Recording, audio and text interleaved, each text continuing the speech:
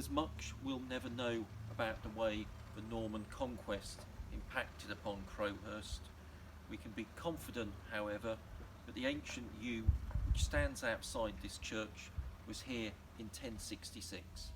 In this extract from The Golden Warrior, a novel written by Hope Munns, she imagines Harold's Crowhurst Reeve standing up to the invaders. On the third day, the Duke burnt King Harold's fair manor of Crowhurst.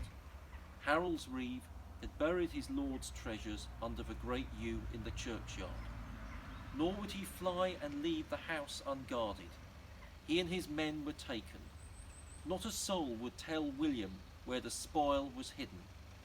The Reeve was hanged from the yew tree, and the rest barred within the hall and burnt. The hanging was a slow one. William and his captains watched the Reeve die and hearkened to the cries of those who burned. Some of the barons mocked, some of them yawned. The Duke kept silence, his face unchanged.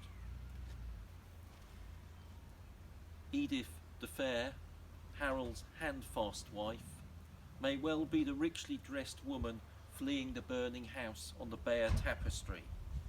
If this is so, then the house is Harold's Crowhurst Manor. Edith, according to the Waltham Abbey Chronicle, was certainly in the area. The Chronicle describes how, following the death of Harold, two monks of Waltham Abbey, named Osgood and Ethelric, asked permission to remove the body of King Harold back to the abbey for burial, since Harold had been a generous benefactor to them. So the brethren hastened to the dead bodies, and though turning them over on this side and that, they were unable to recognise the body of the king. They decided that there was only one solution: for Osgood himself to return home, and to bring back with him the woman whom the king had loved. This was Edith, surnamed Swanishells, which in the vernacular means swan neck. She knew the secret marks on the king's body better than others did. Thus they would be assured by her knowledge of his secret marks when they could not be sure from his external appearance. The reason for this was that when the mortal blow was struck, whatever royal insignia he wore were immediately carried off to the Duke so as to be evidence that the king had been slain.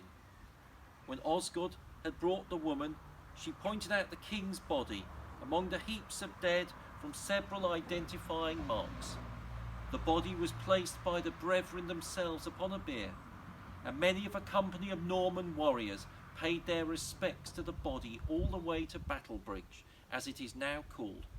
And so did a large number of Englishmen, who had heard of the imminent defeat of their men, and caught them up, because the English had never experienced fellowship with the Normans before.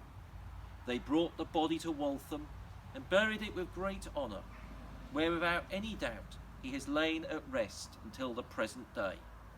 But his life had ended, and that a noble king, having ruled the English for a short time only of a year and some months, went the way of all flesh, and was gathered unto his fathers.